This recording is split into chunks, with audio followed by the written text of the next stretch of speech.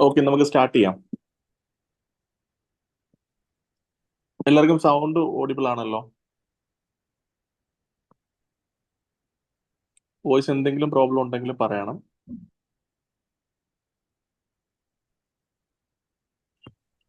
Hello hello.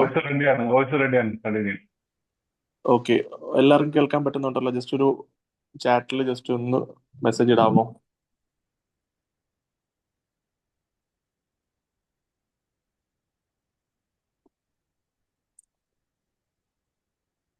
Okay okay, അപ്പോൾ നമുക്ക് start ചെയ്യാം. സോ നിങ്ങളെല്ലാം സോഷ്യൽ മീഡിയ അഡ്വർടൈസ്മെന്റും പല രീതിയിൽ കണ്ടതുപോലെ തന്നെ നമ്മുടെ ഇന്നത്തെ ടോപ്പിക് എന്ന് പറയുന്നത് വെറ്റിനറി മെഡിസിൻ എന്താണ്.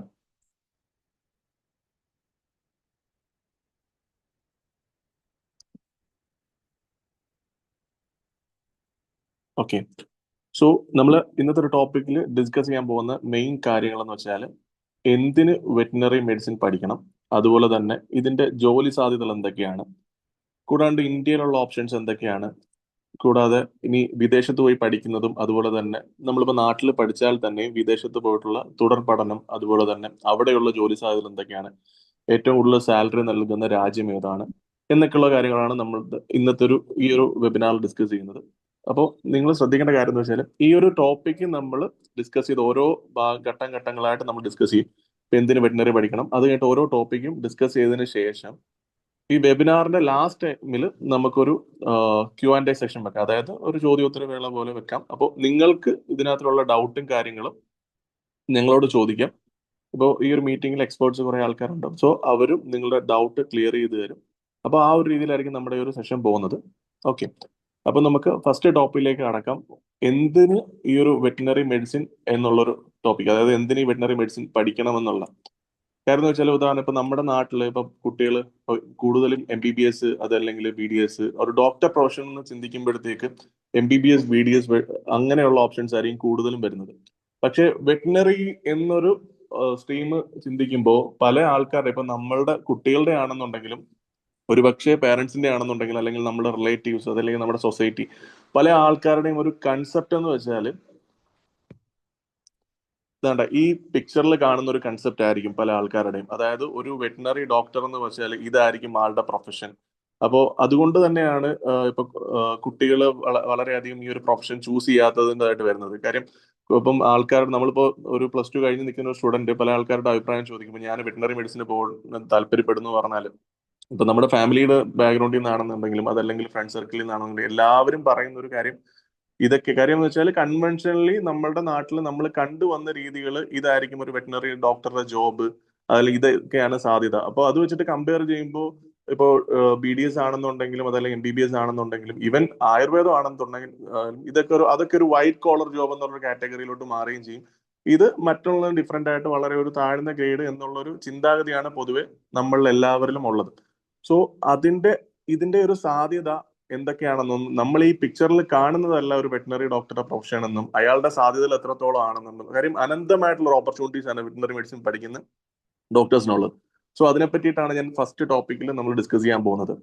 സി, നമ്മളിപ്പോ ലോകത്തിൽ നോക്കുകയാണെന്നുണ്ടെങ്കിൽ ഓൾമോസ്റ്റ് ടോട്ടൽ പോപ്പുലേഷന്റെ 50 മുതൽ 60% വരെ പെറ്റ് ലവേഴ്സ് ആയിട്ടുള്ള ആൾക്കാരാണ്. അതായത് ഇപ്പൊ നമ്മൾ പണ്ട് നമ്മുടെ വീട്ടിലൊക്കെ വരുന്ന ഈ പശുവിനെയും അതല്ലെങ്കിൽ ആടിനെയൊക്കെ നോക്കുന്ന ആ ഒരു സ്ട്രീം അല്ല. പെറ്റ് ലവേഴ്സ് എന്ന് പറയുമ്പോഴത്തേക്ക് ഡോഗ് ക്യാറ്റ്സ് ആ ഒരു വളരെ എക്സ്പെൻസീവ് ആയിട്ടുള്ള പെറ്റ്സിനെ ഓൺ ചെയ്യുന്ന ആൾക്കാരുടെ പോപ്പുലേഷൻ വേൾഡിൽ ഉള്ളതെന്ന് വെച്ചാൽ 50 മുതൽ 60% ആൾക്കാരാണ്. സോ ഇതിൽ ഓരോ രാജ്യങ്ങളുടെയും കണക്ക് പ്രകാരം നോക്കുകയാണെന്നുണ്ടെങ്കിൽ ഇപ്പൊ US ഓൾമോസ്റ്റ് 50% ആൾക്കാരും പെറ്റിനെ ഓൺ ചെയ്യുന്നത്. അതുപോലെ തന്നെ ഇപ്പൊ യൂറോപ്യൻ കൺട്രീസ് ആണ്, ഇപ്പൊ UK ആണെന്നുണ്ടെങ്കിലും അതായത് eastern European countries and European countries, അതുപോലെ തന്നെ US UK Canada even in India also ഏറ്റവും കൂടുതൽ ആൾക്കാർ സ്വന്തമായിട്ട് പെറ്റിനെ ഓൺ ചെയ്യുന്ന ഒരു രീതിയാണ് കഴിഞ്ഞ കുറെ വർഷം. അതായത് ഈ യൂറോപ്യൻ കൺട്രീസിലുള്ളവർ പണ്ട് മുതലേ പെറ്റിനെ ഓൺ ചെയ്തു. പക്ഷേ ഇന്ത്യൻസ് അതല്ലെങ്കിൽ ഈവൻ നമ്മളുടെ നാട്ടിലെ കേരളത്തിലാണെന്നുണ്ടെങ്കിൽ ഇപ്പോൾ പൂച്ചയൊക്കെ വളർത്തുന്ന ആൾക്കാർ റീസെന്റ് ആണ് കുറെ കൂടെ ഇതായിട്ട് വന്നേക്കുന്നത്. സോ ഇപ്പം ഇന്ത്യയിലെ ഒരു സ്റ്റാറ്റിസ്റ്റിക്സ് പ്രകാരം, അതായത് ഇത് ഞാൻ ഈ പറയുന്ന ഓരോ കാര്യങ്ങളിലും ഇന്ന് നിലവിൽ ഓരോ ഓരോ സ്റ്റഡീസിന്റെ റിപ്പോർട്ട് പ്രകാരമുള്ള കാര്യങ്ങളാണ് ഞാൻ ഈ പറയുന്നത്. സോ ഇന്ത്യയുടെ ഒരു പെറ്റ് ഇൻഡസ്ട്രി സ്റ്റാറ്റിസ്റ്റിക്സ് നോക്കിക്കഴിഞ്ഞാൽ ഒരു ആനുവൽ ഗ്രോത്ത്, അതായത് ഈ ഒരു ഇയർലി വരുന്ന ഈ പെറ്റ് ഇൻഡസ്ട്രിയിലുള്ള ഗ്രോത്ത് എന്ന് പറഞ്ഞാൽ 13.9% ആനുവൽ ഗ്രോത്ത് വരുന്നത്. അതായത് മറ്റൊരു ഏതൊരു ഇൻഡസ്ട്രിയും പോലെ തന്നെ, ഉദാഹരണം ഇപ്പോൾ IT ഇൻഡസ്ട്രി അങ്ങനെയുള്ള ഓരോ മേഖലകൾ പോലെ തന്നെ ഏറ്റവും ഫാസ്റ്റസ്റ്റ് ആയിട്ട് ഗ്രോ ചെയ്തുകൊണ്ടിരിക്കുന്ന ഒരു ഇൻഡസ്ട്രിയാണ് പെറ്റ് ഇൻഡസ്ട്രി എന്ന് പറയുന്നത്. കൂടാണ്ട് കണക്കുകൾ പ്രകാരം ഓൾമോസ്റ്റ് ഇന്ത്യയിലെ തന്നെ ഒരു ഗ്രോത്ത് അവര് പറയുന്നത് വെച്ചാൽ 2025, ഈ വർഷം ഫൈനലോട് കൂടി തന്നെ $800 മില്യൺ വരുമാനമാണ് ഈ ഒരു പെറ്റ് ഇൻഡസ്ട്രിയിൽ വരാൻ പോകുന്നത് ഇന്ത്യയിൽ. കൂടാണ്ട് ഇപ്പൊ നമ്മളിപ്പോ നാട്ടിലെ ഒരു പെറ്റ് ലവേഴ്സ് ആയിട്ടുള്ള ഒരാള് ഒരു പെറ്റിന് വേണ്ടി പെർ മന്ത് സ്പെൻഡ് ചെയ്യുന്നത് $52 ആണ്. അതായത് ഇന്റർനാഷണൽ കണക്ക് പ്രകാരം ആവറേജ് ഒരാൾ സ്പെൻഡ് ചെയ്യുന്നത് $52 ആണ്. ഇപ്പൊ നമ്മുടെ നാട്ടിൽ ഇപ്പോൾ ഒരുപക്ഷെ എല്ലാവരുടെയും വീട്ടിൽ എക്സ്പെൻസീവ് ആയിട്ടുള്ള പെറ്റ്സ് കാണണമെന്നില്ല. ഒരു ആവറേജ് എക്സ്പെൻസീവ് ആയിട്ടുള്ള പെറ്റിനെ വളർത്തുന്ന ഒരാളെ സംബന്ധിച്ചുള്ള അയാൾ $52 എന്ന് പറയുന്നത് ഏകദേശം ഒരു 4000-5000 രൂപയാണ് പെർ മന്തിൽ അയാൾ പെറ്റിന് വേണ്ടിയിട്ട് സ്പെൻഡ് ചെയ്യുന്നത്. കാര്യം ഇപ്പൊ നമുക്കറിയാം, ഇപ്പൊ നമ്മുടെ നാട്ടിലിപ്പം ഉദാഹരണം ഒരു റൂം അല്ലെങ്കിൽ ഒരു വീട് പോലും വാടകയ്ക്ക് എടുക്കണമെന്നുണ്ടെങ്കിൽ മിനിമം ഒരു 5000-6000 റുപ്പീസ് കൊടുക്കണം. സോ അത്രത്തോളം, അല്ലെങ്കിൽ നമ്മുടെ ഒരു EMI തന്നെ ആ ഒരു എമൗണ്ട് ഉണ്ട്. അപ്പൊ അത്രത്തോളം ഒരു എമൗണ്ട് ആണ് ഒരു പെറ്റ് ലവർ നമ്മുടെ നാട്ടിൽ സ്പെൻഡ് ചെയ്യുന്നത്. സോ ആ ഒരു സ്പെൻഡിങ് കൾച്ചർ നമ്മൾ മനസ്സിലാക്കിയിരിക്കേണ്ടതാണ്. പിന്നെ നോക്കി കഴിയുമ്പോഴത്തേക്ക് ടോട്ടല് 169 മില്യൺ ആണ് ഇതിന്റെ പെറ്റ് ടോട്ടലി ഹെൽത്ത് കെയറിൽ, അതായത് പെറ്റിന്റെ ഹെൽത്ത് കെയറിലുള്ള ഒരു ടോട്ടൽ ഷെയർ, അതായത് മാർക്കറ്റ് വാല്യൂ വരുന്നത്, മാർക്കറ്റ് സൈസ് വരുന്നത്. അത് 2027 ആകുമ്പോഴത്തേക്ക് കണക്ക് പ്രകാരം $186 മില്യൺ വളർച്ചയാണ് ഉണ്ടാവാൻ പോകുന്നത്. പിന്നെ പെറ്റ് ഫുഡ് ഇൻഡസ്ട്രി ഇന്ത്യയിലെ ടോട്ടൽ വർത്ത്, അതായത് ആസ് ഇഫ് നൗ ഇന്ത്യയിലെ ടോട്ടൽ വർത്ത് എന്ന് വെച്ചാൽ $310 മില്യൺ ആണ്. അതായത് ഇത്രയും വലിയൊരു ഹ്യൂജ് ഇൻഡസ്ട്രിയാണ്. അപ്പൊ നമ്മൾ മനസ്സിൽ കാണേണ്ടതെന്ന് വെച്ചാൽ നമ്മൾ തൊട്ട് മുന്നിൽ കണ്ട ആ ഒരു പിക്ചറും ഈ ഒരു പിക്ചറും നിങ്ങൾ മനസ്സിൽ കാണണം. കാര്യം നമ്മൾ കരുതി വെക്കുന്ന ഒരു രീതിയെ അല്ല ഈ ഒരു വെറ്റിനറി ഇൻഡസ്ട്രി അല്ലെങ്കിൽ ഈ പെറ്റ് ഇൻഡസ്ട്രി എന്ന് പറയുന്നത്. കാര്യം ഒരു മനുഷ്യനെ എങ്ങനെയാണോ നമ്മൾ ചികിത്സ നേടുന്നത് അതുപോലെ തന്നെ ആ ഒരു രീതിയിലേക്ക് തന്നെ ആയിരിക്കുകയാണ് ഈ ഒരു വെറ്റിനറി ഇൻഡസ്ട്രി എന്ന് പറയുന്നത്. ഇനിയിപ്പോ ഒരു ഗ്ലോബൽ പെറ്റ് ഫുഡ് ഇൻഡസ്ട്രി നോക്കിക്കഴിഞ്ഞാൽ, അതായത് ആഗോളതലത്തിലുള്ള പെറ്റ് ഫുഡ് ഇൻഡസ്ട്രി നോക്കിക്കഴിഞ്ഞാൽ ഓൾമോസ്റ്റ് $105.2 ബില്യൺ വളർച്ചയാണ് നിലവിലുള്ളത്. സോ ഗ്ലോബലി തലത്തിൽ നോക്കുകയാണെന്നുണ്ടെങ്കിലും അത്രത്തോളം വാസ്റ്റ് ആയിട്ട് വളരുന്ന ഒരു ഇൻഡസ്ട്രിയാണ് ഈ പെറ്റ് ഫുഡ് ഇൻഡസ്ട്രി. കാര്യം വെച്ചാൽ ഈ പെറ്റ്സിനെ വളർത്തുന്നതുകൊണ്ട് തന്നെ ആയിരിക്കുമല്ലോ പെറ്റ് ഫുഡ് ഇൻഡസ്ട്രി അത്രയും ഡെവലപ്പ് ആവുന്നത്.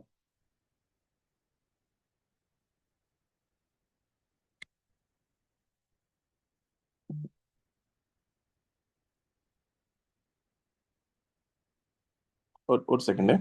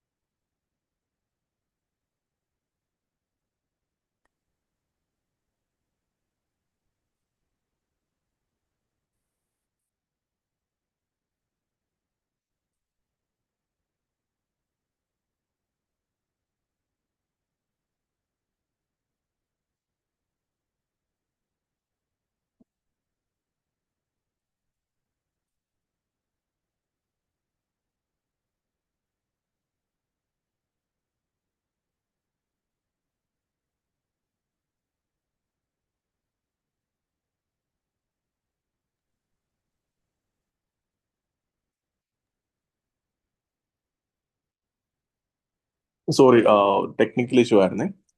സോ നമ്മൾ പറഞ്ഞ പോലെ ഒരു ഗ്ലോബൽ പെറ്റ് ഫുഡ് ഇൻഡസ്ട്രിയുടെ ആ ഒരു കണക്ക് നമ്മൾ നോക്കി.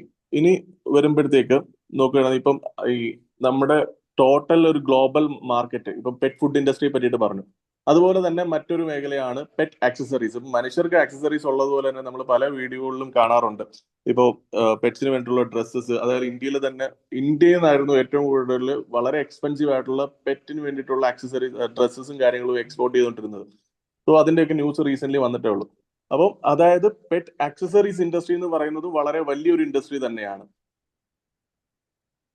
പിന്നെ ഇനി നോക്കുമ്പോഴത്തേക്ക് ഇപ്പൊ നമ്മളിപ്പോ പെറ്റ് ഫുഡിന്റെ കാര്യം പറഞ്ഞു, പെറ്റ്സിന്റെ ഒരു കണക്ക് പറഞ്ഞു, അതുപോലെ തന്നെ ഇതിന്റെ ആക്സസറീസ് പറഞ്ഞു. കൂടാണ്ട് ഇനി പെറ്റ് സപ്ലിമെന്റ്സ്, അതായത് ഇപ്പൊ നമ്മൾക്ക് ഒരു മെഡിസിൻ നമ്മളിപ്പോ ഒരു അസുഖമായിട്ട് ഒരു ഹോസ്പിറ്റലിൽ ചെല്ലുമ്പോൾ ഡോക്ടർ പ്രിസ്ക്രൈബ് ചെയ്യുന്ന ഒരു മെഡിസിൻ ഉണ്ടല്ലോ, അതുപോലെ തന്നെ പെറ്റ്സിനും ആ ഒരു മെഡിസിൻസും കാര്യങ്ങളും ഒക്കെ പ്രിസ്ക്രൈബ് ചെയ്യും.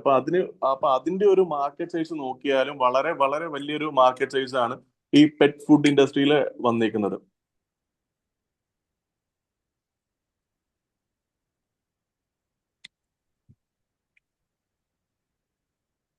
ഇപ്പോ ഇന്ത്യയിലെ ഒരു വെറ്റിനറി മെഡിസിൻ മാർക്കറ്റ് നമ്മളിപ്പോ നോക്കുകയാണെന്നുണ്ടെങ്കിൽ, ഇന്ത്യയിലെ വെറ്റിനറി മെഡിസിൻ മാർക്കറ്റ് കണക്കുകൾ പ്രകാരം 2024 മുതൽ 30 വരെ 10.3% ആണ് ഇന്ത്യയിലെ വെറ്റിനറി മെഡിസിൻ മാർക്കറ്റ് വരുന്നത്.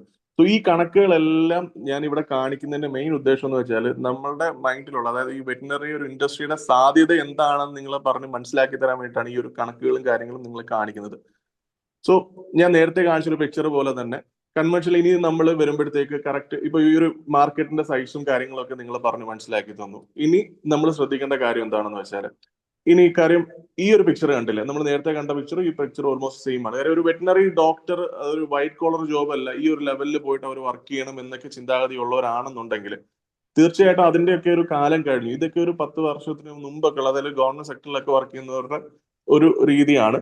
മറിച്ച് ഒരു പ്രൈവറ്റ് സെക്ടറിലേക്ക്, ഒരു വെറ്റിനറി ഇൻഡസ്ട്രി ഒരു പ്രൈവറ്റ് സെക്ടറിലേക്ക് വരുവാണെങ്കിൽ ഇന്ന് കേരളത്തിലും അല്ലെങ്കിൽ കേരളത്തിന്റെ പല ഭാഗത്തുള്ള ഓരോ ക്ലിനിക്സിന്റെ ഒരു നോക്കിക്കഴിഞ്ഞാൽ ലൈക്ക് ഒരു നോർമൽ നമ്മളുടെ അലോപ്പതി ഹോസ്പിറ്റലിനെക്കാട്ടിലും വളരെ വെൽ എക്വിപ്ഡ് ആയിട്ടുള്ള ക്ലിനിക്കുകളാണ് വെറ്റിനറി ക്ലിനിക്കുകളായിട്ടുള്ളത്. നിങ്ങളിപ്പോൾ ഓരോ ടൗണിലുള്ളവർക്കാണെങ്കിൽ നിങ്ങൾ തൊട്ടടുത്തുള്ള ക്ലിനിക്കുകൾ പരിശോധിച്ചാൽ മനസ്സിലാവും. ലൈക്ക് ഇപ്പൊ ഒരു ഹ്യൂമൻ സർജറി നടന്ന പോലെ തന്നെ പെറ്റ്സിന് വേണ്ടിയിട്ടുള്ള സർജറി എക്യുപ്മെന്റ്സും അതുപോലെ തന്നെ സ്കാനിങ് അങ്ങനെയുള്ള കാര്യങ്ങളും എല്ലാ കാര്യങ്ങളും വെൽ എക്വിപ്ഡ് ആയിട്ടുള്ള ഒരു കാര്യം. ഇതൊക്കെ ഒരു മാറ്റത്തിന് കാരണം എന്ന് വെച്ചാൽ പഴയ ഒരു കൺവെൻഷണൽ കൺസെപ്റ്റിൽ നിന്ന് മാറി ഇത്രത്തോളം അധികം ഗ്രോത്ത് ഈ ഒരു മാർക്കറ്റിൽ വന്നതിന് ശേഷമാണ് ഈ ഒരു കൺസെപ്റ്റും കാര്യങ്ങളൊക്കെ ഇപ്പൊ നമ്മൾ നോക്കുവാണെങ്കിൽ നമ്മളുടെയൊക്കെ നിയർ ബൈ ആയിട്ടുള്ള വലിയ വലിയ പെറ്റ് ക്ലിനിക്സ് ഒക്കെ വന്നു തുടങ്ങിയിട്ട് റീസെന്റ് ഇയേഴ്സ് ആയിട്ടുള്ളൂ. സോ ആ ഒരു ഗ്ലോബൽ മാർക്കറ്റ് ഉയരുന്ന അനുസരിച്ചിട്ടാണ് ഈ ഒരു ഇൻഡസ്ട്രിയുടെ ഡെപ്തും കൂടുന്നത്. Yeah, so complaints have been filed with the EOW in 3 different cities, Chandigarh, Gurgaon, as well as Nagpur. There are different customers claim that their fixed deposits have been misused, a cumulative amount of about 25 to 30 crore. That has been essentially, these customers were sold additional bonds. Just mute your voice. Okay. So ഇനി നമ്മൾ ഇതിനകത്ത് വരാൻ പോകുന്ന വെച്ചാൽ career ഓപ്ഷൻസിലേക്കാണ്. ഇപ്പോൾ career options നോക്കുമ്പോഴത്തേക്ക് സാധാരണ ഇപ്പോൾ ഒരു വെറ്റിനറി പഠിക്കുന്ന ഒരാളെ സംബന്ധിച്ചുള്ള അവർക്ക് അറിയാവുന്ന ഒരു കരിയർ ഓപ്ഷൻസ് എന്ന് പറയുന്നത് ചിലപ്പോൾ വെറ്റിനറി ഡോക്ടറായിട്ട് പ്രാക്ടീസ് ചെയ്യുക എന്നുള്ള ഒരു മേഖല മാത്രമാണ്. നമുക്ക് ഈ ഒരു ഇൻഡസ്ട്രിയിലേക്ക് വരുമ്പോഴത്തേക്ക് ലൈക്ക് നമ്മളിപ്പോൾ BVSc പഠിച്ചു, അതുപോലെ തന്നെ വെറ്റിനറി മെഡിസിൻ പഠിച്ചു, അതിനുശേഷം അവർക്ക് ഒരു ജനറൽ പ്രാക്ടീഷണർ ആയിട്ട് വർക്ക് ചെയ്യാം. ജനറൽ പ്രാക്ടീഷണർ പറയുമ്പോഴത്തേക്ക് അവർക്ക് ഒരു 3 മേഖലയിലായിട്ട് വർക്ക് ചെയ്യാൻ പറ്റും. സ്മോൾ ആനിമൽസ്, ലാർജ് ആനിമൽസ്, അതുപോലെ തന്നെ വൈൽഡ് ആനിമൽസ്. ആ ഒരു മേഖലയ്ക്ക് ആസ് എ ജനറൽ പ്രാക്ടീഷണർ ആയിട്ട് വർക്ക് ചെയ്യാൻ പറ്റും. ഇനി സ്പെഷ്യലൈസേഷൻസ് നോക്കിക്കഴിഞ്ഞാൽ, അതായത് നമ്മൾ ഒരു MBBS പഠിക്കുന്ന ഒരു ഡോക്ടർ എടുക്കുന്ന സ്പെഷ്യലൈസേഷൻ പോലെ തന്നെ ഈ ഒരു വെറ്റിനറി ഇൻഡസ്ട്രിയിൽ സ്പെഷ്യലൈസേഷൻസ് ഉണ്ട്. ലൈക്ക് സ്പെഷ്യലൈസേഷൻ ഇൻ സർജറി എടുക്കാൻ പറ്റും, അതുപോലെ തന്നെ internal medicine, cardiology, dermatology, ophthalmology, oncology, emergency medicine, അങ്ങനെ ഓരോ സ്പെഷ്യലൈസേഷൻ നമുക്ക് പഠനത്തിന് ശേഷം എടുക്കാൻ പറ്റും. ഇനി ഇതിന്റെ ഈ ഒരു മേഖലയിലെ ഏറ്റവും ഇമ്പോർട്ടന്റ് ആയിട്ടുള്ള ഒരു മേഖലയാണ് റിസർച്ച്. റിസർച്ച് എന്ന് പറയുമ്പോഴത്തേക്ക് ഇപ്പൊ നമ്മളിപ്പോ ഈ ഇതിനകത്തിൽ പോകാൻ പറ്റുന്ന ഓപ്പർച്യൂണിറ്റീസ് പറഞ്ഞത് ഇപ്പൊ സ്പെഷ്യലൈസേഷൻസ് എന്ന് പറഞ്ഞു, അല്ലെങ്കിൽ പഠിച്ചിറങ്ങി കഴിഞ്ഞാൽ ആസ് എ ഡോക്ടറായിട്ട് വർക്ക് ചെയ്യുന്ന കാര്യം പറഞ്ഞു. ഇനി റിസർച്ച് ഓറിയന്റഡ് ആയിട്ട് വരുമ്പോഴത്തേക്ക് മെയിൻ ഇമ്പോർട്ടന്റ് തിങ് എന്ന് വെച്ചാൽ ബ്രീഡിങ് എന്ന് പറയുമ്പോഴത്തേക്ക് കാര്യം ഇപ്പോ എന്താ പറയാ, ഒരു പെറ്റ് അതിന്റെ നിലവിലുള്ള പ്രൊഡക്ഷനെക്കാട്ടിലും ഇപ്പൊ ലൈക്ക് ഒരു കൗ ആണെന്നുണ്ടെങ്കിൽ അതിന്റെ നിലവിലുള്ള ഒരു പ്രത്യുൽപാദനത്തിനെക്കാട്ടിലും അല്ലെങ്കിൽ അത് തരുന്ന ഒരു പാലിന്റെ ഇതിനെക്കാട്ടിലും കൂടുതൽ പ്രൊഡക്ഷൻ ഉണ്ടാക്കാൻ വേണ്ടി ഇതിന്റെ റിസർച്ച് നടത്തിയതിനു ശേഷമായിരിക്കും പുതിയൊരു ബ്രീഡിനെ അവർ മേക്ക് ചെയ്യുന്നത്. സോ അങ്ങനെ ഒരു ബ്രീഡിംഗ് മേഖലയിലും റിസർച്ച് നടത്തുന്ന രീതിയിൽ നിങ്ങൾക്ക് പോകാൻ പറ്റും. ഇതിന് മറ്റൊരു ഡിപ്പാർട്ട്മെന്റ് ആണ് ഫാർമസി എന്ന് പറയുന്നത്.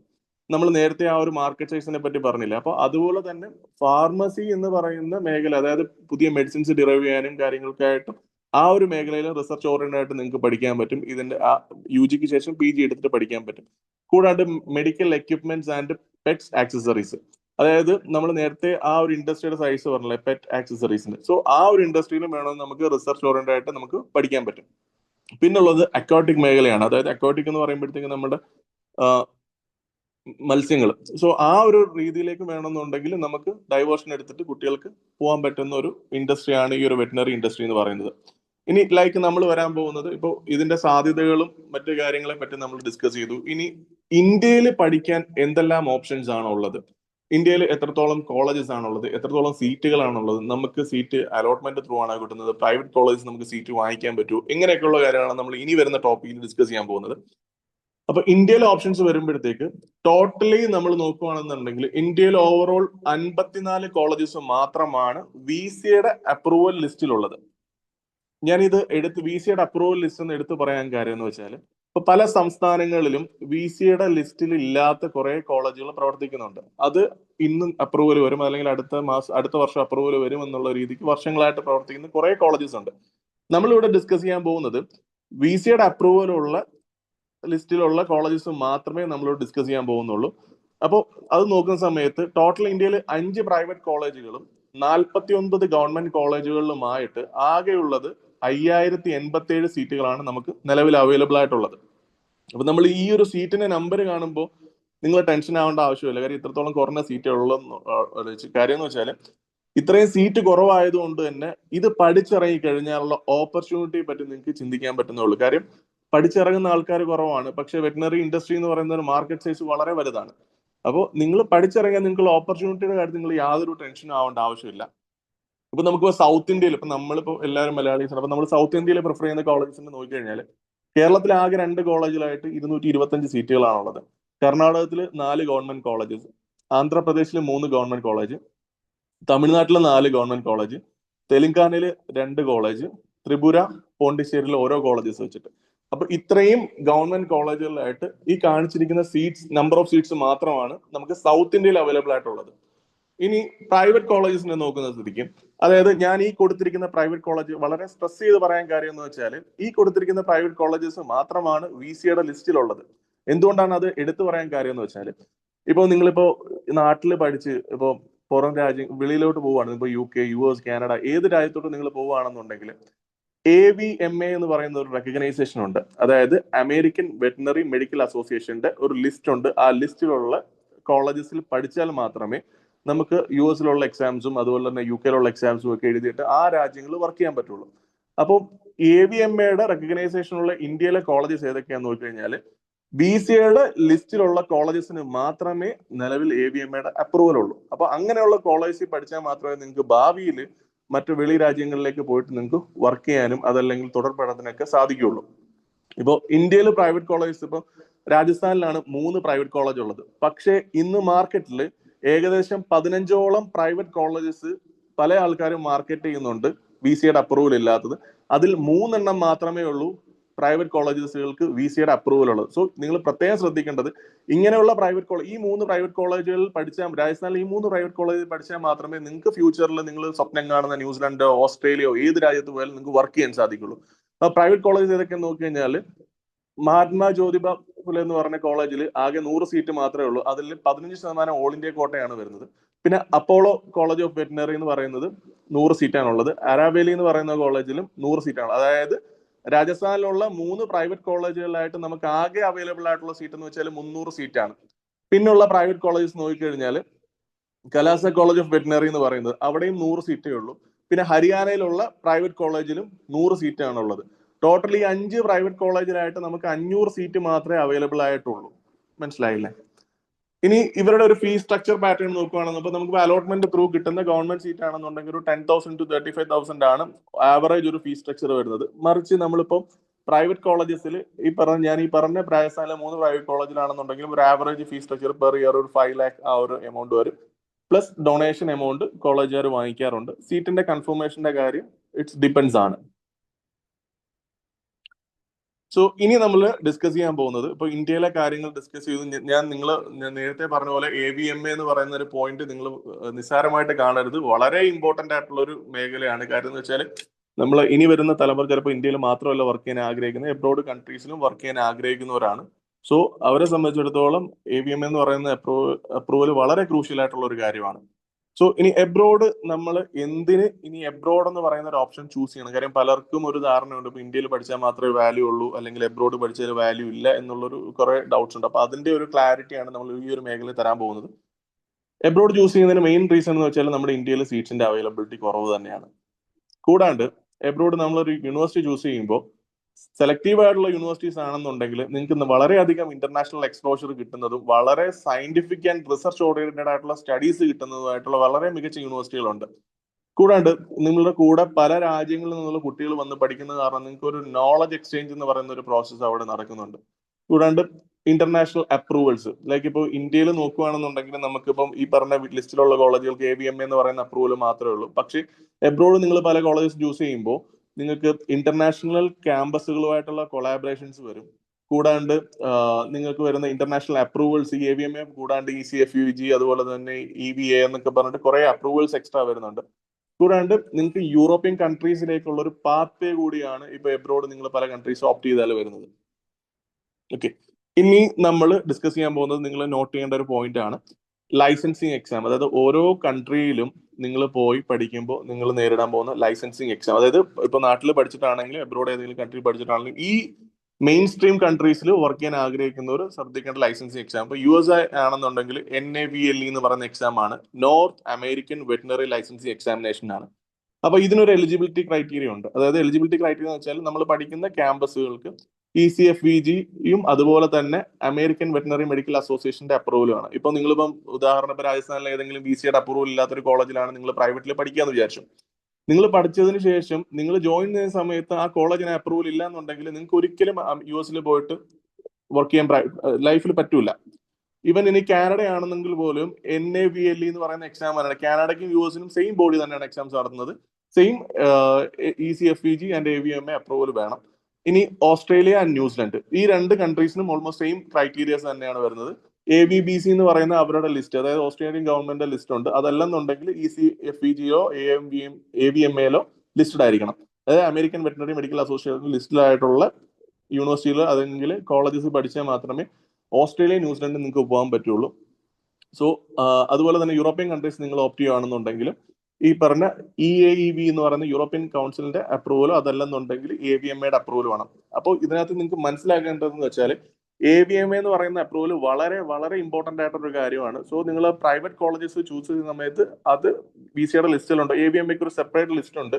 ഓരോ രാജ്യങ്ങളിലും റെക്കഗ്നൈസ്ഡ് ആയിട്ട് അവർ ഇൻസ്പെക്ഷൻ നടത്തിയിട്ടുള്ള അവരുടെ ലിസ്റ്റ് ഉണ്ട്. സോ ആ ലിസ്റ്റ് പ്രകാരമുള്ള കോളേജിൽ പഠിച്ചാൽ മാത്രമേ നിങ്ങളുടെ ഫ്യൂച്ചർ നിങ്ങൾക്ക് യൂറോപ്യൻ കൺട്രീസിലോ US-ലോ കാനഡയിലോ ഒക്കെ നിങ്ങൾക്ക് വർക്ക് ചെയ്യാൻ സാധിക്കുള്ളൂ. ഇനി നമ്മൾ ഒരു പ്രോഡക്റ്റ്, അതായത് ഒരു യൂണിവേഴ്സിറ്റി നിങ്ങൾക്കായിട്ട് ഇൻട്രൊഡ്യൂസ് ചെയ്യുന്നുണ്ട്. അതായത് ഈ പറയപ്പെടുന്ന അപ്രൂവൽസും മറ്റു കാര്യങ്ങളും ഉള്ള ഒരു യൂണിവേഴ്സിറ്റി നമ്മൾ ഇൻട്രൊഡ്യൂസ് ചെയ്യുന്നത്, അതായത് അസർബൈജാൻ എന്ന് പറയുന്ന കൺട്രിയിലുള്ള അവിടുത്തെ ഒരു വെറ്റിനറി യൂണിവേഴ്സിറ്റി, അതായത് അഗ്രികൾച്ചർ ആൻഡ് വെറ്റിനറി യൂണിവേഴ്സിറ്റിയാണ് നമ്മൾ ഇൻട്രൊഡ്യൂസ് ചെയ്യുന്നത്. സോ അതിനെ പറ്റിയിട്ടുള്ള ഒരു കാര്യങ്ങളോട് നിങ്ങൾക്ക് ഓപ്ഷണൽ ആയിട്ട് ഇത് വെക്കാം. അവിടുത്തെ പ്രത്യേകതയൊക്കെ ഹലോ, വോയിസ് ഒന്ന് മ്യൂട്ട് ചെയ്യാവോ? അപ്പൊ നമ്മൾ ഡിസ്കസ് ചെയ്യാൻ പോകുന്നത് ഇപ്പൊ അസർബൈജാൻ എന്ന് പറയുന്ന കൺട്രിയുള്ള യൂണിവേഴ്സിറ്റിയെ പറ്റിയിട്ടാണ്. സോ ഈ ഒരു കൺട്രി നമ്മൾ ഓപ്റ്റ് ചെയ്യുന്ന സമയത്ത് ഈ ഒരു രാജ്യം എന്ന് വെച്ചാൽ വളരെ സേഫസ്റ്റ് ആൻഡ് റിച്ചസ്റ്റ് ആയിട്ടുള്ള ഒരു ഈസ്റ്റേൺ യൂറോപ്യൻ കൺട്രിയാണ്. അപ്പൊ ആ കൺട്രിയുടെ ഒരു മണി വാല്യൂ മറ്റു കാര്യങ്ങളൊക്കെ നോക്കുന്ന സമയത്ത് അവിടുത്തെ 1 മനാത്ത് എന്ന് പറയുന്നത് നമ്മുടെ നാട്ടിലെ 50 INR ആണ്. അപ്പൊ 50 രൂപ ആണ് മണി വാല്യൂ വരുന്നത്. പിന്നെ അതുപോലെ തന്നെ വളരെ സേഫസ്റ്റ് ആയിട്ടുള്ള കൺട്രിയാണ്. കാര്യം എന്ന് വെച്ചാൽ ഫസ്റ്റ്, അതായത് വിമൻസിന് വോട്ട് ചെയ്യാൻ റൈറ്റ് നൽകിയിട്ടുള്ള ആദ്യത്തെ ഒരു കൺട്രിയാണ് അസർബൈജാൻ എന്ന് പറയുന്നത്. കൂടാണ്ട് ഈസ്റ്റേൺ യൂറോപ്പിലെ തന്നെ ഈസ്റ്റേൺ യൂറോപ്യൻ റീജിയനിലെ ഏറ്റവും വലിയ സൂ വരുന്നത് ഈ അസർബൈജാൻ എന്ന് പറയുന്ന കൺട്രിയുടെ ക്യാപിറ്റൽ സിറ്റിയിലാണ്. പിന്നെ ഏറ്റവും വലിയ പ്രത്യേകത എന്ന് വെച്ചാൽ ഇപ്പൊ ഇന്ത്യൻസിന് നിങ്ങൾക്ക് പാരന്റ്സിനോ അതല്ലെങ്കിൽ നിങ്ങളുടെ മക്കളെ അവിടെ വിടാൻ ആഗ്രഹിക്കുന്നുണ്ടെങ്കിൽ നിങ്ങൾക്ക് ഒന്ന് പോകണമെങ്കിൽ പോലും വിത്തിൻ 3 hours ഇന്ത്യൻസിന് വിസ കിട്ടുന്ന ഒരു കൺട്രിയാണ് അസർബൈജാൻ എന്ന് പറയുന്നത്. സോ എന്തുകൊണ്ട് ഈ ഒരു കൺട്രിയിലെ വെറ്റിനറി യൂണിവേഴ്സിറ്റി നിങ്ങൾ ഓപ്റ്റ് ചെയ്യണമെന്നുള്ളതിന്റെ ഒട്ടൊരു റീസൺ കൂടെ ഞാൻ പറഞ്ഞുതരാം. കാര്യം എന്ന് വെച്ചാൽ ഈ ഒരു യൂണിവേഴ്സിറ്റിയാണ് യൂറോപ്പിലെ one of the biggest veterinary യൂണിവേഴ്സിറ്റിയാണ് ഈ അസർബൈജാനിലുള്ള അസർബൈജാൻ സ്റ്റേറ്റ് അഗ്രികൾച്ചർ യൂണിവേഴ്സിറ്റി എന്ന് പറയുന്നത്. ഏകദേശം വേൾഡ് റാങ്കിൽ, അതായത് ഇന്ന് നമ്മളിപ്പോൾ ഡിസ്കസ് ചെയ്ത ഇന്ത്യയിലെ യൂണിവേഴ്സിറ്റികൾ ഉണ്ടല്ലോ വെറ്റിനറി പഠിക്കാൻ പറ്റുന്ന, ആ യൂണിവേഴ്സിറ്റികൾ കമ്പയർ ചെയ്യുമ്പോൾ വേൾഡിലെ 1001ാമത് റാങ്കിങ്ങിൽ നിൽക്കുന്ന ഒരു വെറ്റിനറി ആൻഡ് അഗ്രികൾച്ചർ യൂണിവേഴ്സിറ്റിയാണ് ഈ അസർബൈജാനിലെ ഈ ഒരു യൂണിവേഴ്സിറ്റി എന്ന് പറയുന്നത്.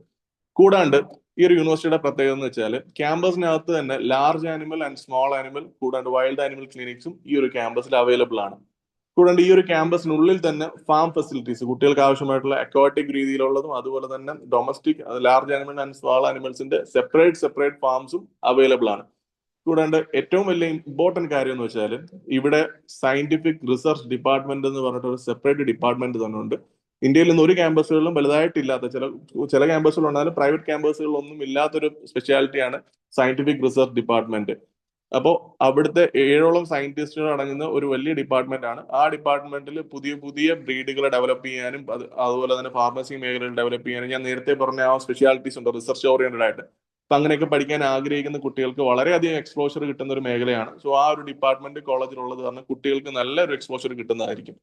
പിന്നെ ഈ ഒരു കോളേജിന്റെ പ്രത്യേകത എന്ന് വെച്ചാൽ നമ്മുടെ നാട്ടിൽ പല കോളേജിലും പഠിക്കുമ്പോൾ പറയും ഹോസ്റ്റൽ ഫെസിലിറ്റി കാര്യങ്ങളൊക്കെ വളരെ ബുദ്ധിമുട്ടായിരിക്കും. പക്ഷേ ഇവിടുത്തെ ഒരു ഹോസ്റ്റൽ കാറ്റഗറി 5 സ്റ്റാർ അക്കോമഡേഷൻ ഫെസിലിറ്റിയും കാര്യങ്ങളൊക്കെയാണ്. ഞാൻ അതിലേക്കും കൂടെ വരാം. സോ ഈ ഒരു ക്യാമ്പസ് നമ്മൾ തെരഞ്ഞെടുക്കുമ്പോൾ ശ്രദ്ധിക്കേണ്ട മേജർ അപ്രൂവൽസ്, നിലവിൽ വെറ്റിനറി കൗൺസിൽ ഓഫ് ഇന്ത്യയുടെ ഓതറൈസേഷനോടുകൂടിയുള്ള ഒരു ക്യാമ്പസ് ആണിത്. കൂടാണ്ട് ABMA അമേരിക്കൻ വെറ്റിനറി മെഡിക്കൽ അസോസിയേഷന്റെ അപ്രൂവൽ ഉള്ള ഒരു ക്യാമ്പസ് ആണ്. കൂടാണ്ട് ECFVG education commission of foreign veterinary graduates എന്ന് പറഞ്ഞിട്ടുള്ള അപ്രൂവൽ ഉണ്ട്. കൂടാണ്ട് യൂറോപ്യൻ യൂണിയന്റെ റെക്കഗ്നൈസേഷൻ ഉണ്ട്. ഇറാസ്മസ് എന്ന് പറയുന്ന പ്രോഗ്രാമും അവൈലബിൾ ആയിട്ടുള്ള ഒരു യൂണിവേഴ്സിറ്റിയാണ്. അതായത് ഇറാസ്മസ് എന്ന് വെച്ചാൽ ഒരു ഫോറിൻ എക്സ്ചേഞ്ച് പ്രോഗ്രാമാണ്. ഇപ്പൊ നിങ്ങളിപ്പോ വൺസ് ഈ ഒരു യൂണിവേഴ്സിറ്റി പഠിക്കുന്നു, നിങ്ങൾക്ക് ഇറാസ്മസിന്റെ സ്കോളർഷിപ്പ് എക്സാം എഴുതി കഴിഞ്ഞാൽ നിങ്ങൾക്ക് മറ്റുള്ള US-ലോ ഏതെങ്കിലും ഉള്ള കൊളാബറേറ്റഡ് ആയിട്ടുള്ള യൂണിവേഴ്സിറ്റിയിൽ നിങ്ങൾക്ക് പോയിട്ട് വേണമെങ്കിൽ പഠിക്കാൻ സാധിക്കും. ഇനി ഈ ഒരു യൂണിവേഴ്സിറ്റിയുടെ ഇന്റർനാഷണൽ കൊളാബറേഷൻസ്, ഈ ഒരു യൂണിവേഴ്സിറ്റി ഇന്റർനാഷണൽ കൊളാബറേഷൻസ് നോക്കുമ്പോൾ ഇതെല്ലാം US-ലെ ടോപ്പ് മോസ്റ്റ് വെറ്റിനറി യൂണിവേഴ്സിറ്റീസ് ആണ്. സോ ടെക്സാസിലുള്ള യൂണിവേഴ്സിറ്റീസും അതുപോലെ തന്നെ ഒക്ലാമയിലുള്ള യൂണിവേഴ്സിറ്റീസും അതുപോലെ തന്നെ ഉട്ടാ സ്റ്റേറ്റ് യൂണിവേഴ്സിറ്റി തുടങ്ങിയിട്ടുള്ള ഇത്രയും യൂണിവേഴ്സിറ്റികളായിട്ടും അവർക്ക് ഇന്റർനാഷണൽ കൊളാബറേഷൻ ഉള്ളത് കാരണം ഇവരുടെ ഫോറിൻ എക്സ്ചേഞ്ച് പോളിസിയും വളരെ നല്ലതായത് കാരണം കുട്ടികൾക്ക് അത്രത്തോളം നല്ലൊരു ക്വാളിറ്റി എഡ്യൂക്കേഷൻ ആയിരിക്കും ഇവിടെ കിട്ടുന്നത്. പിന്നെ ഇവർ ഓഫർ ചെയ്യുന്നത് 100% പ്ലേസ്മെന്റ് അസിസ്റ്റൻസ് ആണ് ഇവർ ഓഫർ ചെയ്യുന്നത്.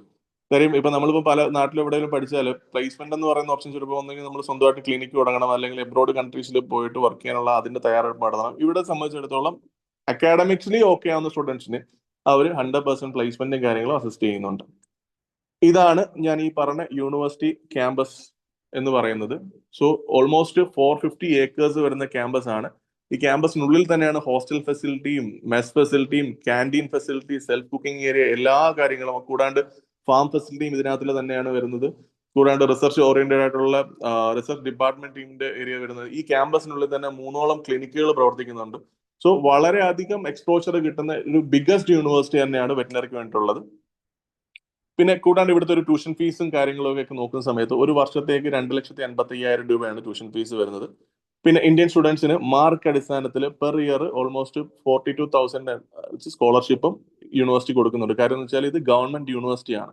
കാര്യം ഇത് 1920 സ്റ്റാർട്ട് ചെയ്ത ഗവൺമെന്റ് യൂണിവേഴ്സിറ്റിയാണ്. സോ അത്രത്തോളം ഏൻഷ്യന്റ് ആയിട്ടുള്ള യൂണിവേഴ്സിറ്റീസ് വെറ്റിനറിക്ക് ഇത്രയും ഡെവലപ്ഡ് ആയിട്ടുള്ള യൂണിവേഴ്സിറ്റീസ് പൊതുവെ മാർക്ക് വളരെ കുറവാണ്.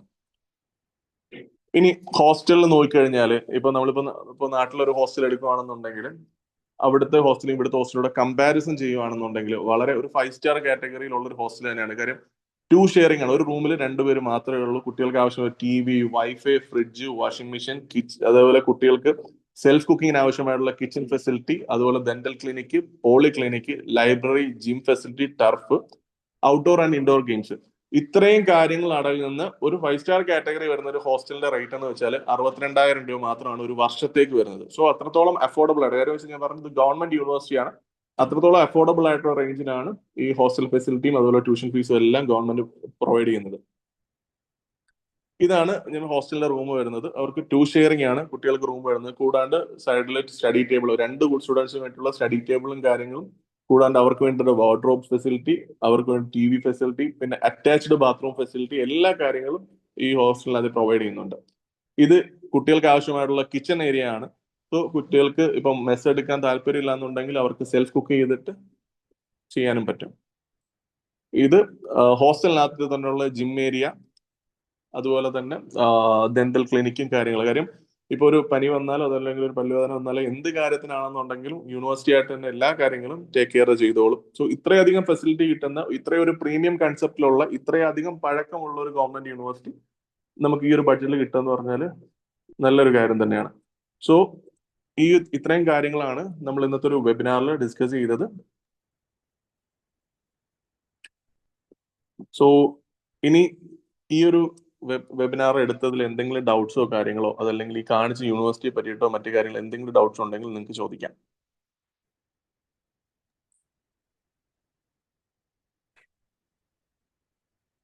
കോഴ്സ് ഇൻടേക്ക് എന്നാ സ്റ്റാർട്ട് ചെയ്യുന്നത്? ഇൻടേക്ക് ഇപ്പോൾ ഓൾറെഡി റണ്ണിങ് ആണ് സാറേ. ഓക്കെ, ഓൾറെഡി സ്റ്റാർട്ടഡ് ആയി അല്ലേ? ഇൻടേക്ക് സ്റ്റാർട്ട്, അഡ്മിഷൻ സ്റ്റാർട്ട് ചെയ്തു. അതെ അതെ അതെ.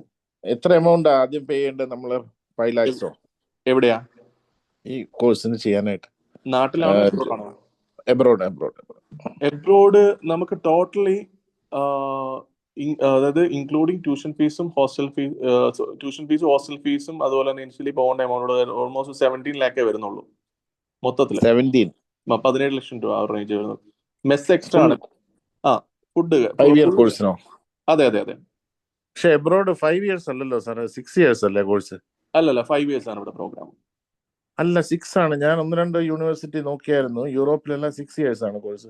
ഇവിടെ 5 years plus 5 months ഇന്റേൺഷിപ്പ് ആണ്. ഇന്റേൺഷിപ്പ് ഫീസ് അടയ്ക്കേണ്ട ആവശ്യമില്ല. അവര് ഇന്റേൺഷിപ്പിനൂടെ ഫീസ് വാങ്ങിക്കുന്നതുകൊണ്ടാണ്. അത് ശരി. അവർ ഇന്റേൺഷിപ്പ് വേണമെങ്കിൽ എക്സ്റ്റെൻഡ് ചെയ്യാൻ പറ്റും. ഓക്കെ. അതെ. നീറ്റ് മാൻഡേറ്ററി ആണോ? നീറ്റ് ആസ് ഇഫ് നോ വിസിയുടെ റെക്കഗ്നൈസേഷനിൽ അല്ലെ റൂൾസിൽ പ്രകാരം നീറ്റ് എബ്രോഡ് മാൻഡേറ്ററി ആണെന്നുള്ള റൂൾ ഒന്നും വന്നിട്ടില്ല. അതുകൊണ്ട് തന്നെ നീറ്റ് പാസ് ആകണമെന്ന് ഇല്ല, നിലവിൽ നീറ്റിന്റെ ആവശ്യമില്ല. കട്ട് ഓഫ് വേണ്ട, എന്നാലും നീറ്റ് എഴുതണമെന്ന് തോന്നുന്നു. അല്ല, ആസ് ഇഫ് നോ അങ്ങനെ റെഗുലേഷൻ വന്നിട്ടില്ല. കാര്യം വന്നിട്ടില്ല. കാര്യം എന്ന് വെച്ചാൽ ഇപ്പൊ നമ്മൾ ഇന്ത്യയിൽ തിരിച്ചു വന്ന് വർക്ക് ചെയ്യാൻ വേണ്ടി മാത്രം മതിയല്ലോ നീറ്റ്. സോ ഇപ്പം BCA ആണല്ലോ ഇങ്ങനെ ഒരു റൂൾസ് ആൻഡ് റെഗുലേഷൻസ് കൊണ്ടുവരേണ്ടത്. പണ്ട് MBBS പോകുന്ന സമയത്ത് ഇതിനൊക്കെ നീറ്റിന്റെ ആവശ്യമില്ലായിരുന്നു. പിന്നെ കുട്ടികളുടെ അളവ് കൂടി വന്നതിന് ശേഷമാണ് ഇതിനൊരു റെസ്ട്രിക്ഷൻ കൊണ്ടുവരാനായിട്ടാണ് നീറ്റ് എന്ന് പറയുന്ന ഒരു ഇത് കൊണ്ടുവന്നത്. 2019 നീറ്റ് കൊണ്ടുവന്നത്. പക്ഷെ അതിന് മുമ്പ് ഈ 10-20 വർഷത്തിന് മുമ്പായിട്ട് MBBS എബ്രോഡ് കുട്ടികൾ പോകുന്നുണ്ടായിരുന്നല്ലോ. സോ ഇൻ ഫ്യൂച്ചർ വന്നേക്കാം ആസ് ഇഫ് നോ. കാര്യം നമ്മളിപ്പോ ഒരു റൂള് വന്നാൽ അതിന് മുമ്പ് പോകുന്നവരെ അത് ബാധിക്കില്ല. അതെ.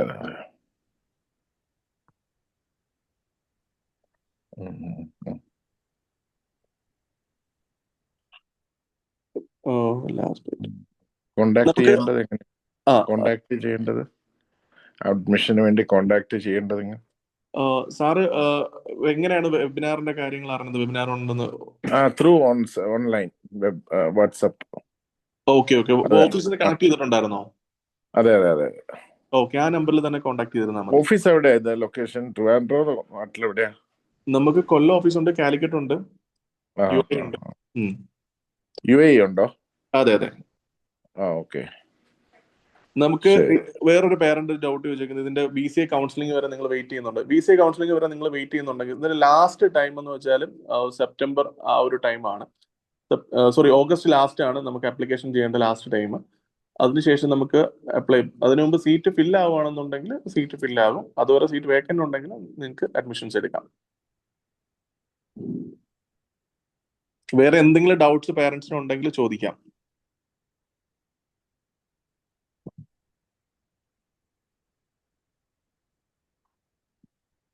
ഇത് ബാക്കു ആണോ? അസർബൈജാൻ ബാക്കു യൂണിവേഴ്സിറ്റി ആണോ? അല്ല. അസർബൈജാൻ സ്റ്റേറ്റ് അഗ്രികൾച്ചർ യൂണിവേഴ്സിറ്റി എന്ന് പറഞ്ഞിട്ട് ഗാഞ്ച പ്രൊവിൻസിലുള്ളതാണ്. ബാക്കൂന്ന് ഒരു 2 to 3 hours journey.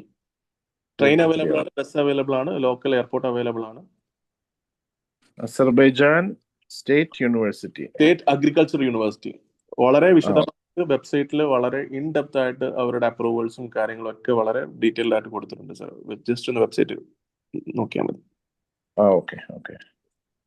State agriculture. കൂടാണ്ട് ഇനി യൂണിവേഴ്സിറ്റിയുടെ ഫുൾ ഒരു വീഡിയോ കാണാൻ താല്പര്യമുള്ള പേരൻസ് ആണെന്നുണ്ടെങ്കിൽ ഞങ്ങളുടെ യൂട്യൂബ് ചാനലിൽ വളരെ വ്യക്തമായിട്ട് ആ യൂണിവേഴ്സിറ്റി എൻട്രൻസ് മുതൽ അവിടുത്തെ ലാബ് ഫെസിലിറ്റീസ്, ലൈബ്രറി എല്ലാം, അതുപോലെ തന്നെ അവിടുത്തെ അനാട്ടമി ആൻഡ് ഫിസിയോളജി മ്യൂസിയം, ഇതെല്ലാം എക്സ്പ്ലെയിൻ ചെയ്യുന്ന ഒരു ഡീറ്റെയിൽഡ് വ്ലോഗ് ഉണ്ട്. ഞാൻ അതിന്റെ ലിങ്ക് കൂടെ ഓഫീസിൽ നിന്ന് ഷെയർ ചെയ്യിപ്പിക്കാം.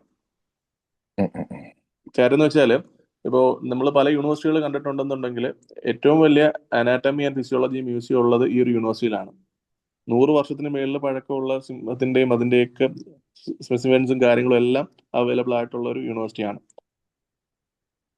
കാര്യം കുട്ടികൾക്ക് വളരെയധികം എക്സ്പോഷർ എടുത്ത് ജസ്റ്റ് സാറ് വീഡിയോ ഇപ്പം സാറ് മാത്രമല്ല ഈ വോയിസ് കേൾക്കുന്ന എല്ലാ പേരൻസും ജസ്റ്റ് ആ ഒരു വീഡിയോ കാണുമ്പോൾ തന്നെ നിങ്ങൾക്ക് മനസ്സിലാവും. സാറിന്റെ പേരെങ്ങനെയായിരുന്നു സാർ? കോഴ്സ് എന്റെ പേര് ലിയോ ജോസഫ്. ലിയോ ജോസഫ് അല്ലേ? ഓക്കെ. അതെ അതെ. ഇത് കോഴ്സ് മീഡിയം റഷ്യൻ ആണോ ഇംഗ്ലീഷ്? ഇംഗ്ലീഷിൽ തന്നെ മീഡിയം ഓഫ്. കാര്യം എന്ന് വെച്ചാൽ ഈ ഒരു യൂണിവേഴ്സിറ്റിയെ സംബന്ധിച്ചിടത്തോളം പല രാജ്യത്തുള്ള ഇന്റർനാഷണൽ സ്റ്റുഡൻസ് പഠിക്കുന്നുണ്ട്. സോ ഇന്റർനാഷണൽ സ്റ്റുഡൻസിന് സെപ്പറേറ്റ് ബാച്ച് ആണ്, അവർക്ക് ഇംഗ്ലീഷ് മീഡിയം തന്നെയാണ് പഠിപ്പിക്കുന്നത്. കാര്യം ഇത് USSRന്റെ കാലഘട്ടം തൊട്ടുള്ള യൂണിവേഴ്സിറ്റിയാണ് സാറേ. 1920 സ്റ്റാർട്ട് ചെയ്തതാ. ഓ വെരി ഓൾഡ്. അപ്പൊ പക്ഷേ ആ ഇൻഫ്രാസ്ട്രക്ചർ കണ്ട 1920 സ്റ്റാർട്ട് ചെയ്യുന്ന പറയത്തില്ല, ഭയങ്കര ഡെവലപ്മെന്റ് ആണ് അവിടെ. ഓഹോ. കാര്യം അതുകൊണ്ടാണ് ആ ലാബില് ഞാൻ ഈ അനാട്ടമി ഈ പത്തോളജി ലാബ് എന്നൊക്കെ പറയുമ്പോൾ അന്ന് മുതലുള്ള കാര്യങ്ങളാണ് അവിടെ ഉള്ളത്. മനസ്സിലായില്ലേ? കാര്യം ഒരു മ്യൂസിയത്തിൽ പോലും പോയാൽ കിട്ടാത്ത അത്രത്തോളം കാര്യങ്ങൾ ആ യൂണിവേഴ്സിറ്റിയിലുണ്ട്. കാര്യം ഇന്ത്യയിൽ നമ്മൾ ഒരു വെറ്റിനറി കോളേജ് അങ്ങനെ എടുത്ത് നോക്കുകയാണെങ്കിൽ അത്രത്തോളം പ്രിസർവ് ചെയ്തിട്ടേക്കുന്നു അങ്ങനെയുള്ള കാര്യങ്ങളുള്ള യൂണിവേഴ്സിറ്റീസ് വളരെ കുറവാണ്. ഇന്ത്യയിൽ കിട്ടാനാണെങ്കിൽ ഈ പ്രൈവറ്റ് യൂണിവേഴ്സിറ്റിയിൽ അവൈലബിൾ ആണോ? പ്രൈവറ്റ് യൂണിവേഴ്സിറ്റി ഞാൻ ഈ പറഞ്ഞില്ലേ, കുറെ പ്രൈവറ്റ് യൂണിവേഴ്സിറ്റീസ് ഉണ്ട്, പ്രൈവറ്റ് കോളേജസ് അവൈലബിൾ ആണ്. പക്ഷേ VCയുടെ ലിസ്റ്റിലുള്ളതും അലോട്ട്മെന്റ് ലിസ്റ്റിൽ വരുന്നതുമായിട്ടും AVMAയുടെ ലിസ്റ്റും കൂടെ നോക്കിയതിന് ശേഷം മാത്രമേ ഓപ്റ്റ് ചെയ്തിട്ട് കാര്യമുള്ളൂ. ഇപ്പോ ഉദാഹരണം സൗരഭ് മഹാല എന്നൊക്കെ പറഞ്ഞിട്ട് കുറെ കോളേജസ് ഉണ്ട്. ആസ് ഇഫ് നൗ അവർക്കൊരു റെക്കഗ്നേഷനോ കാര്യങ്ങളോ ഇല്ല. അവർ വരുമെന്നുള്ള പ്രതീക്ഷയിലാണ് നിൽക്കുന്നത്. കാര്യം അറിയാം, ഇപ്പൊ നമ്മളിപ്പോ US പോവുകയാണെന്നുണ്ടെങ്കിൽ ആ സമയത്ത് അവർ ജോയിൻ ചെയ്ത ടൈം ആയിരിക്കും നോക്കുന്നത്. എങ്ങനെ നമ്മളുടെ വിസ റിജക്ട് ചെയ്യാന്ന് പറഞ്ഞിരിക്കുന്ന കൺട്രീസ് ആണ് അതൊക്കെ. സോ നമ്മളുടെ ആ ഒരു ട്രാക്ക് ക്ലിയർ അല്ല എന്നുണ്ടെങ്കിൽ അത് നമ്മളുടെ ഫ്യൂച്ചർ എഡ്യൂക്കേഷനെ, കുട്ടികളുടെ ഫ്യൂച്ചറിനെ ബാധിക്കും. 6,000 സ്റ്റുഡൻസ്. ഹലോ സർ, കുറെ പേര് മെസ്സേജിൽ ഡൗട്ട് ചോദിക്കുന്നുണ്ട്, അപ്പൊ അതൊന്ന് ക്ലിയർ ചെയ്ത് കൊടുക്കും.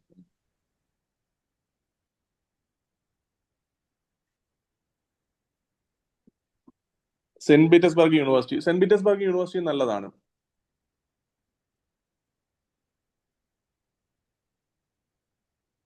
പിന്നെ ചോദിച്ചിരിക്കുന്നത് കേരളത്തില്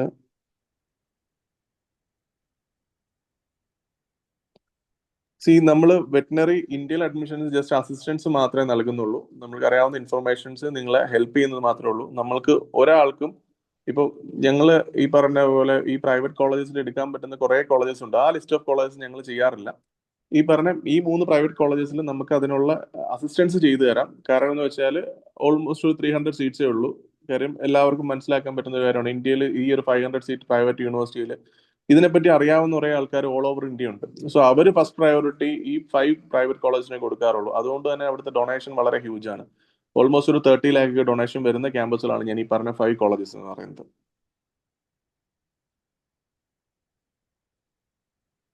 വേറെ എന്തെങ്കിലും ഡൗട്ട് ഉണ്ടെങ്കിൽ ചാറ്റിൽ ചോദിച്ചാൽ പറഞ്ഞുതരാം. Thank you for your time. ഞാൻ ഇവിടെ കന്യാകുമാരി വിളിക്കുക. പറഞ്ഞു സാറേ. ഇവിടെ അസർബൈജാനില് കൊല്ലത്തേക്ക് ഫീസ് എത്ര വെറ്റിനറിക്ക് ഉള്ളത്? 2 ലക്ഷത്തി സംതിങ് ആണ് വരുന്നത്. $3000 ആണ് വരുന്നത്. 2,40,000 ആ ഒരു റേഞ്ച്.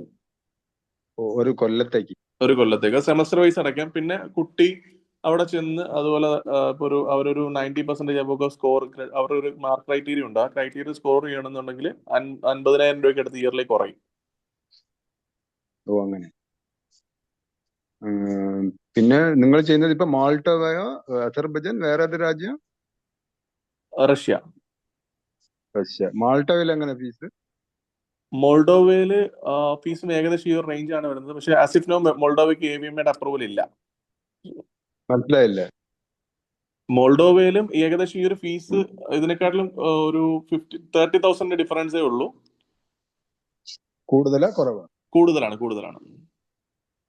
കൂടുതലാണ്. അതെ. മാൾട്ടോയിലൊക്കെ പിള്ളേർ പുറത്ത് പണിക്കൊക്കെ പോകുന്നുണ്ടല്ലേ, പാർട്ട് ടൈം ജോലിക്കൊക്കെ പോകുന്നുണ്ടല്ലേ? പാർട്ട് ടൈം ജോബിന് പോകുന്നത് ഡിപ്പെൻഡ് സ്റ്റുഡൻസ് ആണ്. അത്രത്തോളം നമ്മൾ UK ഏൺ ചെയ്യുന്നതൊന്നും ചെയ്യാൻ പറ്റൂല. സർ, പാർട്ട് ടൈം ജോബിന്റെ കാര്യം വരുമ്പം നമ്മള് ഇപ്പം UK-ലൊക്കെ ഒരു സാധാ PG കോഴ്സിന് പോകുന്നവർക്ക് ഇപ്പൊ പാർട്ട് ടൈം ജോബിന് പോകാനുള്ള ടൈം കിട്ടും. ബട്ട് കിട്ടും. ഇങ്ങനെയുള്ള ഒരു മെഡിക്കൽ പ്രൊഫഷനിലേക്ക് പോകുമ്പോൾ, ഫോർ എക്സാമ്പിൾ ഇപ്പൊ MBBS വെറ്റിനറി പോലെയുള്ള കോഴ്സിന് പോകുന്ന കുട്ടികൾക്ക് അതിനുള്ള ടൈം കിട്ടിയെന്ന് വരണമെന്നില്ല. അങ്ങനെ Yeah. ഓ, ശരി. Sorry, sir. One more thing. The part-time opportunities in these countries, um, mainly, ഉം. without language, students will not get part-time. The only part-time available in these countries would be, delivery jobs, or, if there are Local a lot language. of tourists coming there, they will be like assisting as a tourist guide. These are the only jobs. And if there are any Indian restaurants, and the Indian restaurants in these countries will be not more than 4 or 5 in one capital city. So hardly there will be like 3 or 4 Indian restaurants, and to get a part-time jobs there will be very difficult. So these are the only part-times even though they tell there's a part-time available, there is no decent or a proper part-time jobs available in these places. Okay, മറ്റൊരു student ചോദിച്ചിട്ടുള്ളത് One question I have is, Ah. how safe it is for the children over there?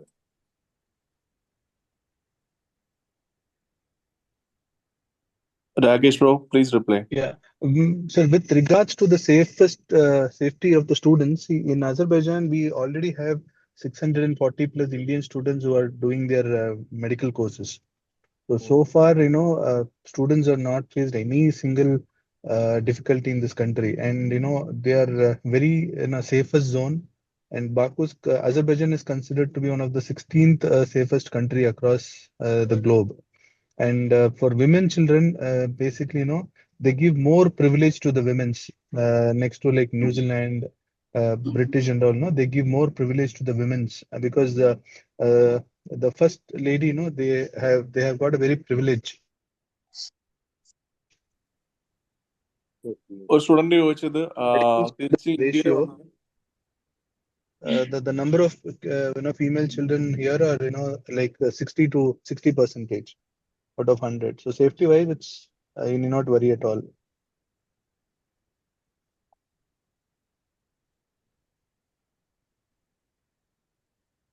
Thank you. Yes, Abhinav, you can continue. Okay, student ചോദിച്ചത് abroad പോയി പഠിച്ചതിന് ശേഷം ഇന്ത്യയിൽ വന്നിട്ട് അവർക്ക് masters എടുക്കാൻ പറ്റും എന്നുള്ളത്. ആക്ച്വലി പറ്റും, പക്ഷേ ഇന്ത്യയിൽ പഠിക്കുന്നതിനേക്കാളും വളരെയധികം സ്കോളർഷിപ്പ് നൽകിയിട്ട് നിങ്ങൾക്ക് യൂറോപ്യൻ കൺട്രീസൊക്കെ നല്ല ഓപ്പർച്യൂണിറ്റീസ് നൽകുന്നുണ്ട്. സോ അതിൻ്റെയൊക്കെ ഡീറ്റെയിൽ ആയിട്ട് അറിയണമെന്നുണ്ടെങ്കിൽ നമ്മുടെ ഓഫീസിൽ ഒന്ന് കോൺടാക്ട് ചെയ്താൽ മതി, അതിൻ്റെ ഒരു ഡീറ്റെയിൽ എക്സ്പ്ലനേഷൻ തരാം.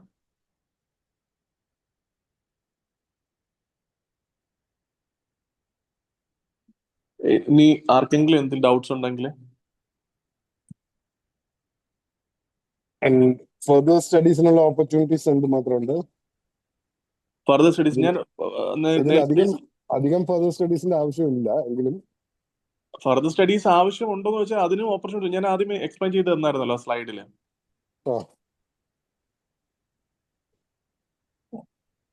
കാര്യം അവർക്ക് റിസർച്ച് ഓറിയന്റഡ് ആയിട്ട് പോകാൻ പറ്റും, കൂടാണ്ട് ഇതിന്റെ മാസ്റ്റേഴ്സ് എടുക്കാൻ പറ്റും. ലൈക്ക് നമ്മുടെ മെഡിസിൻ എടുക്കൂലേ, അതുപോലെ തന്നെ അവർക്ക് അത് നമുക്ക് ഇവിടെ വന്ന് എടുക്കാൻ പറ്റുമോ? ഇവിടെ ഉണ്ടോ? നാട്ടിലൊന്നും അത്രത്തോളം ഓപ്ഷൻസ് ഇതിന് സാധ്യതകളില്ല. ഇല്ല. ഈ ഇപ്പൊ നമ്മുടെ നാട്ടില് ഈ പെറ്റ്സ് എല്ലാം ഒരിക്കലും ഇവിടുന്ന് ഉള്ള പെറ്റ്സ് അല്ല, ഇതെല്ലാം ഇമ്പോർട്ടഡ് ആണ്, മനസ്സിലായില്ലേ? സോ നമ്മുടെ നാട്ടില് സത്യം പറഞ്ഞാൽ ഇതിനുള്ള അതല്ലെങ്കിൽ ഇതിന്റെ ഫർദർ സ്റ്റഡീസോ ഇതിന്റെ ഇൻഡെപ്തിൽ പോകുന്ന കാര്യങ്ങളൊക്കെ വളരെ കുറവാണ്. കൂടുതലും യൂറോപ്യൻ കൺട്രീസിലൊക്കെ വർക്ക് ചെയ്ത് അതിൽ കാര്യം ആ ഒരു പഴയ ഒരു കൺവെൻഷണൽ സ്റ്റൈലേ മാറുകയുള്ളൂ ഇപ്പോഴത്തെ വെറ്റിനറി ക്ലിനിക്സിന്റെ. ഒരു മനുഷ്യനെ എങ്ങനെയാണോ ട്രീറ്റ് ചെയ്യുന്നത് അതുപോലെ തന്നെ ആയിരിക്കുകയാണ്.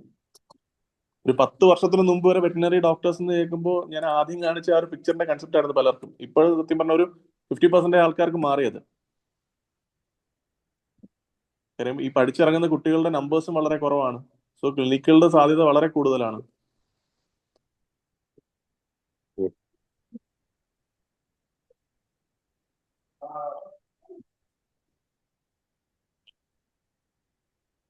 ആർക്കെങ്കിലും എന്തെങ്കിലും ഡൗട്ട്സ് ഉണ്ടെങ്കിൽ ചോദിക്കാം.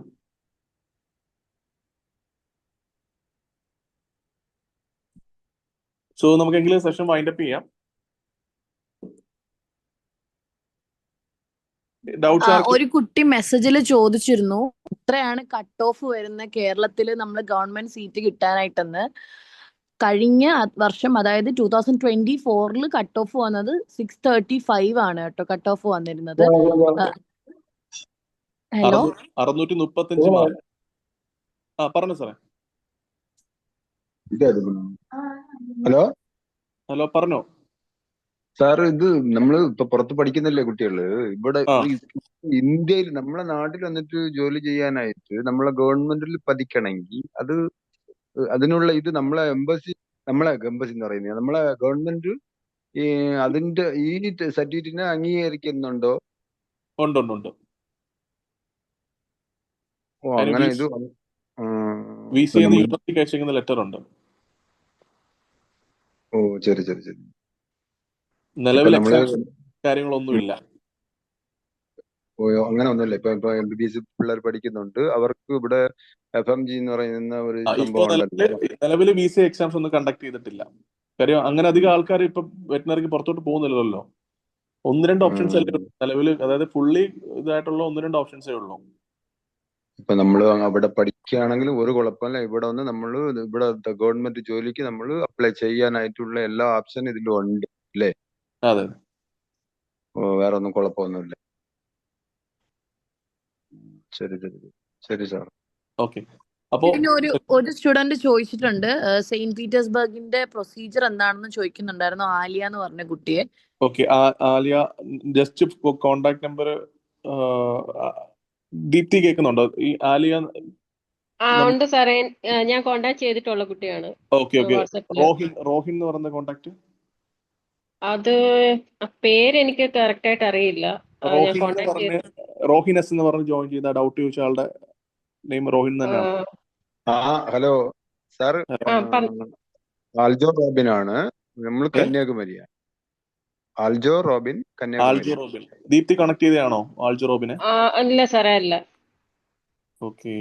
ഇത് അവരുടെ പേരറിയില്ല. റോഹിൻ എസ് വേറെ ആളാണെന്ന് തോന്നുന്നു കേട്ടോ. റോഹിൻ എസ് ഇപ്പൊ ചോദിച്ചിട്ടില്ലേ റഷ്യയിൽ പോകുന്ന പ്രോസ് ആൻഡ് കോൺസ് എന്ന് പറയുമെന്ന് ചോദിച്ചിരുന്നു. അതെ അതെ. റഷ്യയിലും നെഗറ്റീവ്സ് ആയിട്ട് വലുതായിട്ടൊന്നുമില്ല. സെയിം അപ്രൂവൽസും കാര്യങ്ങളൊക്കെ ഉള്ള ഒരു ഓപ്ഷനാണ് റഷ്യ. പിന്നെ ആസ് ഇഫ് നൗ കുറച്ച് ഈ പൊളിറ്റിക്കൽ ഇഷ്യൂസ് നടക്കുന്ന കാരണം കുറച്ച് ട്രാൻസാക്ഷൻ അങ്ങനെയൊക്കെയുള്ള കാര്യങ്ങളിൽ ബുദ്ധിമുട്ടുണ്ട്. പക്ഷെ അത് അവിടെ നിലവിൽ ആയിരക്കണക്കിന് വിദ്യാർത്ഥികൾ MBBS പഠിക്കുന്നുണ്ട്. അവരെല്ലാം യൂസ്ഡ് ടു ആയി. അപ്പോൾ അതൊഴിച്ച് ബാക്കിയെല്ലാം കൊണ്ട് ഓക്കെയാണ്.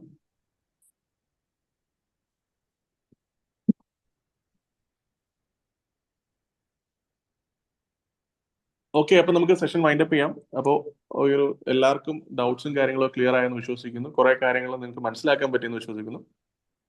അപ്പോൾ thank you every one.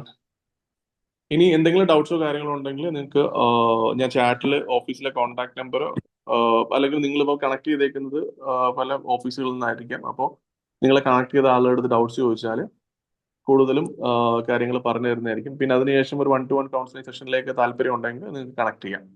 Okay. Thank you so much. ചാറ്റിലെ കോണ്ടാക്ട് നമ്പർ ഒന്ന് ഇടുവായിരുന്നെങ്കിൽ അവർക്ക് പലരും പല ഇത് വഴി വന്നു. അപ്പോൾ ഓക്കെ.